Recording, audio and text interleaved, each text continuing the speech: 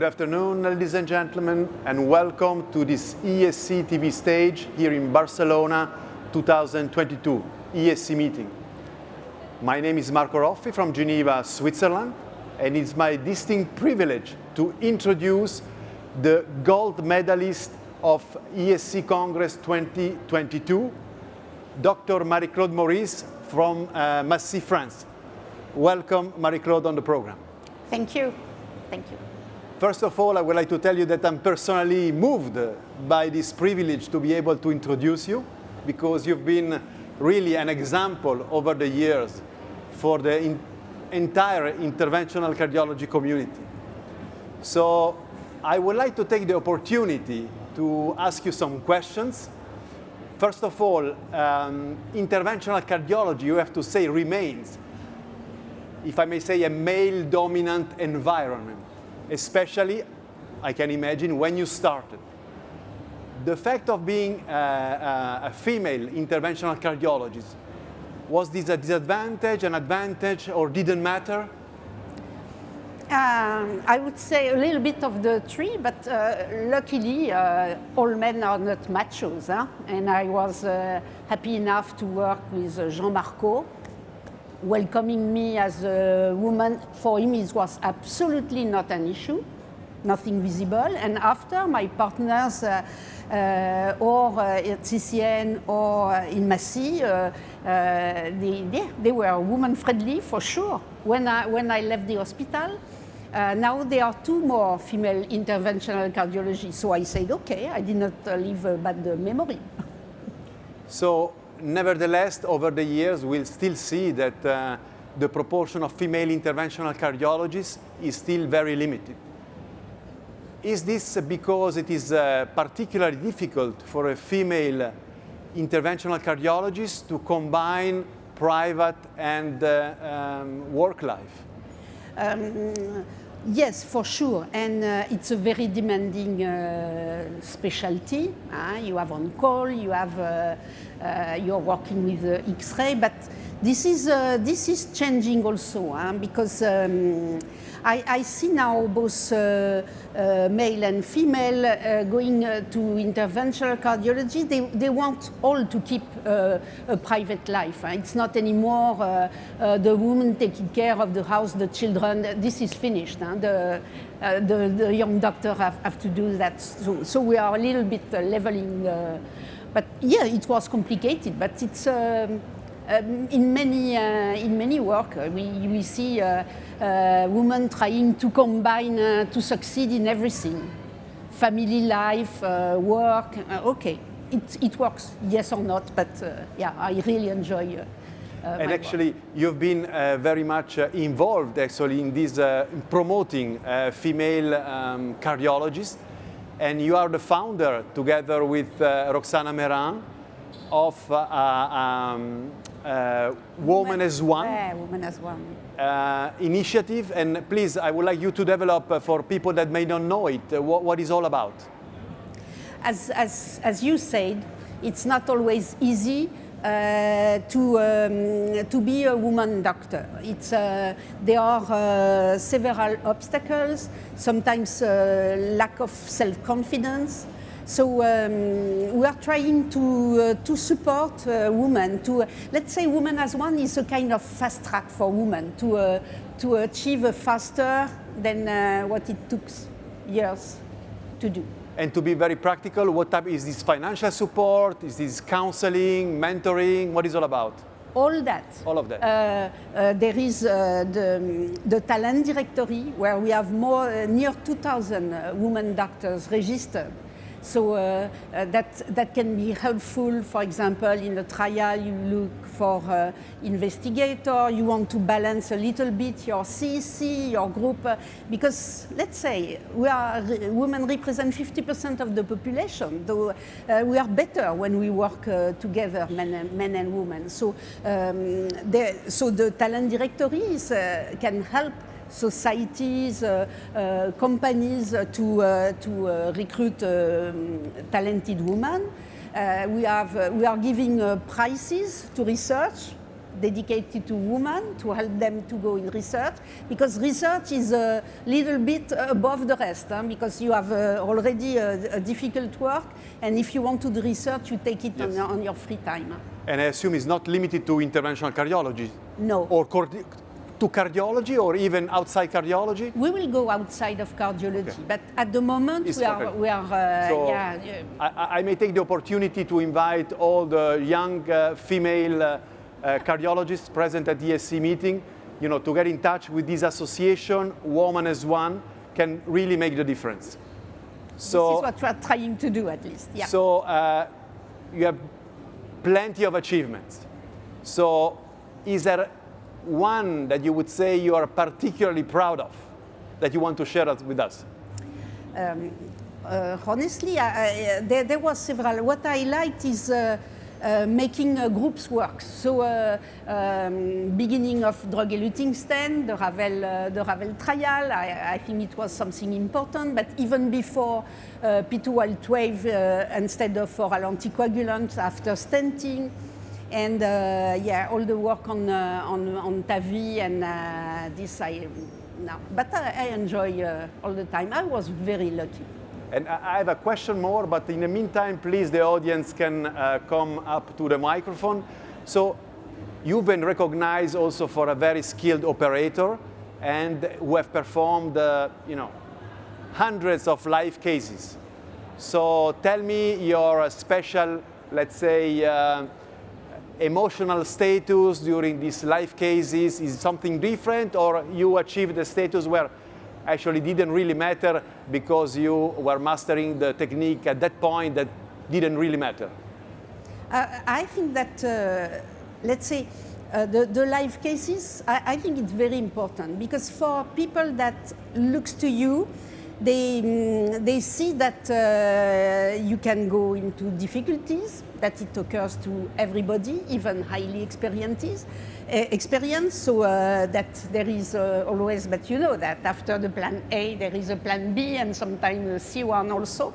No, I try to be as usual, I would say, as usual, showing what I do on the real life. And I think that this is a little bit maybe why people trust me, because they know that I have nothing behind. This is correct, and actually I also appreciated this, the real life, and not selecting the case or selecting the technique, or just showing the part that's going well and hiding the other one. So I think this was really what also excited me over the years.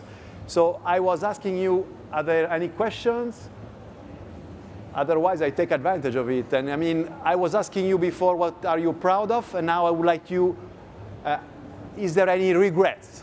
I mean, over a fantastic career, something that you would have tried to achieve and you did not for whatever reason? Is there? In terms of career, no. Honestly, I have no regret. And let's say I tried a lot. I think that if you don't try, you don't never succeed. Huh? So I tried, and when it failed, okay, I say let's do.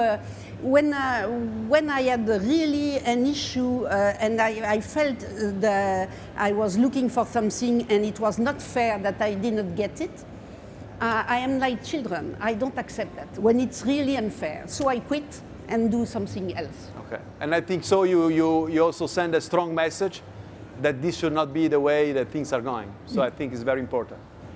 So, you were part of all the major new development in interventions. Obviously, the stents, before that antiplatelets, and then TAVI and everything. So, let me, if you have like a glass bowl, what will be the next? Let's say, big improvement in interventional cardiology, maybe the one that now we are not even thinking about it. Like 20 years ago, we were not thinking about TAVI, for example. So what should be next? Honestly, I'm not good at looking, because I had many surprises, and TAVI was one of them. But what I see emerging is it's robots. I think that our work is extremely demanding. It has to be very precise and repetitive, and at some moment, thanks to machine learning, all that, I think that as it is for stimulation or in AP, maybe, but maybe there will be a new surprise. And if we think of the young colleagues that are here with us today, so obviously interventional cardiology is a very demanding subspecialty. Why should they go into that? So what has been the fascination for you that you think you want to share is, with our younger colleague? If somebody's in doubt, why? Yeah, it's demanding, but it's also incredibly rewarding. It's you have a unique relationship with patients and their family. You know that you have a direct impact on their quality of life expectancy. So you cannot dream of any better work. I'm sure. Yes. I know that you share that. Yeah. And I mean, if I have to think only one thing, you have the patient coming in with acute myocardial infarction. Yeah. He's in pain, he's in distress, he's suffering, he's in fear of dying, and he comes out and he's relieved of pain and everything is going well. So there is a colleague. Please introduce yourself and make your question. Thank you. So I'm Mervat Al-Asnaj. I practice in Saudi Arabia. And so firstly, congratulations. I can't imagine somebody more deserving than you. And two very quick questions. You practice in Europe, and yet you are a thought leader and a role model for women across the globe. How were you able to reach women in different parts of different corners of the globe in spite of you being here in Europe? And the second question very quickly is, there's always a generation gap, and yet again you're a role model for all generations, even younger generations, my generation and those even younger than me. So how are you able to bridge that gap as a mentor and leader in the area? Thank you. Thanks a lot. I really, but you are the perfect example of people that we are able to know even if we are far from each other. I think that EuroPCR, for example, had a major role. Of course, being part of it, doing live cases. This is worldwide, as well as ESC. The other gold medalist is the Japanese person. So the patients have no nation. They have the same need all over the world, and of course you learn also a lot from different people, and that's open your mind. And no, I think ESC, EuroPCR had a major role in the fact that there is no border. There is no border for medicine.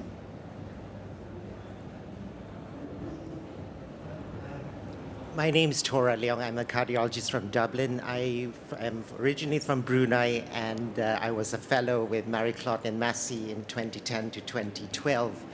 And I'd just like to take this opportunity to say thank you for the wonderful guidance you have for us. And we had what I'm sure all the fellows would probably, I'm speaking on behalf of them, I'm sure they would say the same gratitude that you have shown in all your mentorship and guidance for us.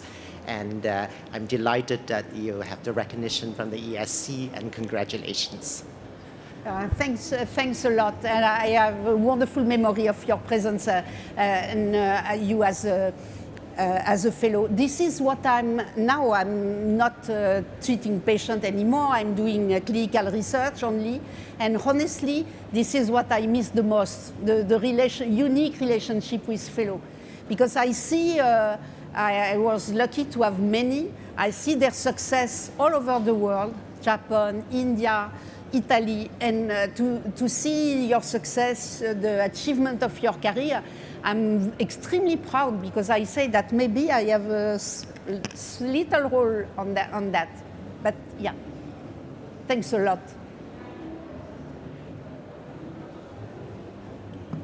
My My name is Ruth Heijing from Belgium.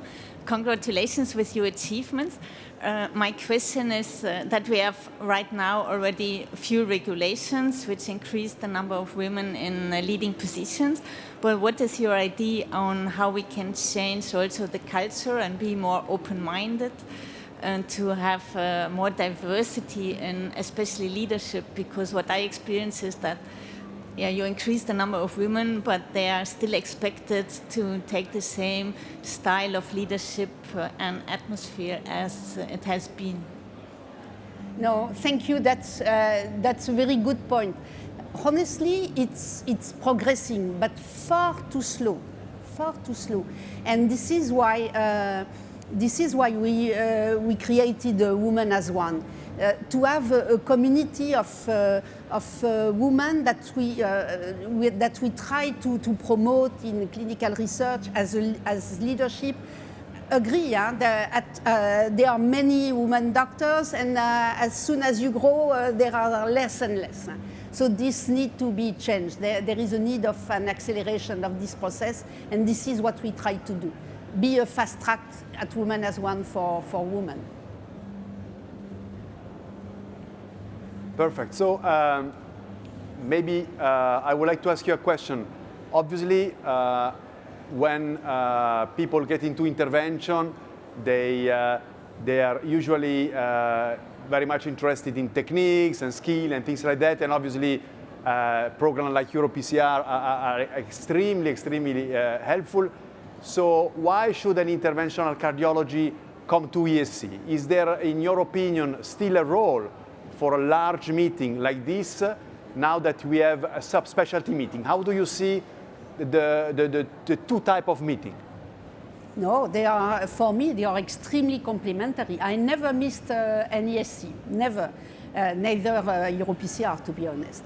But it's, of course, it's open the mind. We cannot be only hand people. It's, and you know, what is progressing here, there is so much science, so much trial result. We need to be, and this recognition also by ESC of the interventional cardiologists that occur progressively since years. But no, very complementary. This is a wonderful meeting. Exactly. I think we share exactly the same. They are so much complementary. Yeah. And so there is the way that the one enriches the other, and so I think there is a place for both, clearly so.